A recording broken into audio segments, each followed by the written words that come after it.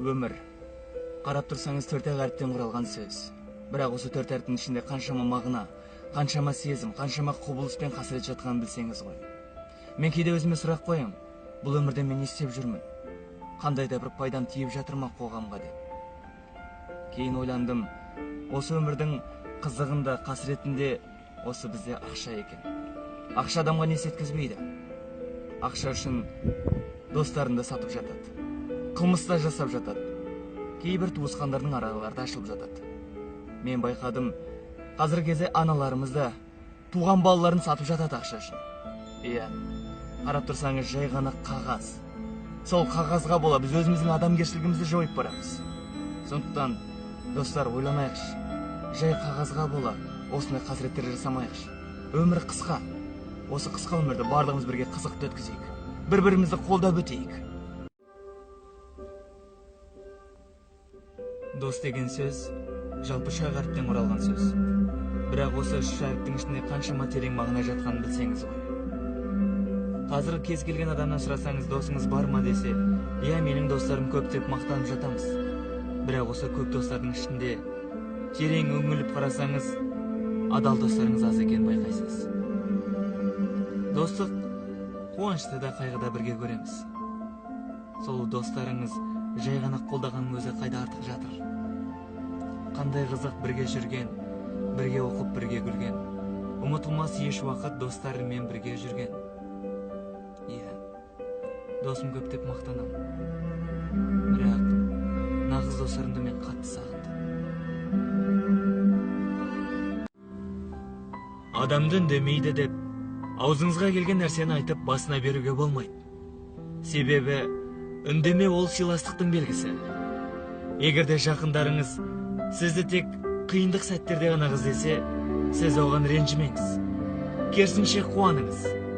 Себебі олардың өмірлеріне қараңғылық басқан кезде, сіз оларға шам секілді жарық нұрыңызды шашасыз.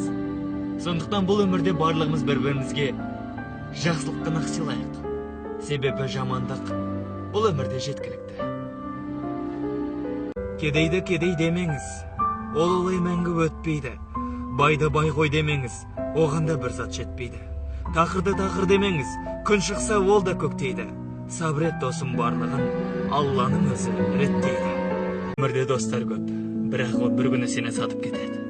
Сүйген адамың бір күні сезім өзгереді. Тек бір-ақ адам ғана бар, ешқашанда сені сатпайды, сезімі де өзгермейді. Ол сенің анаң. Қанша ренжісең де сені кешіреді. Сондықтан аналарымыз күнгі адамзатқа сөзімде жоқ. Қасіретін көретін көзімде жоқ. Балалары тастаған қарт қария, оларда одан басқа төзімде жоқ. Сол атана, қап міне, өзімде жоқ, деп айтатын елімде жетімдер көп. Білсе еді, келін мен бала малғын, қияметте басылар төсіңе шоқ. Қартайғаның мінезі бала болар, әлі жетпей әрісі шала болар. Бұрын болды оларда жап-жас сендей, бәрін берді басыңа пана болар. Сөйлеуді де үйреткен шешең еді. Қазір сөзің шал, кемпір, болды, доғар! Ей, ұмбаған, оңбассың қос өмірде. Қарттар үйі әкеңе бос өмір ме?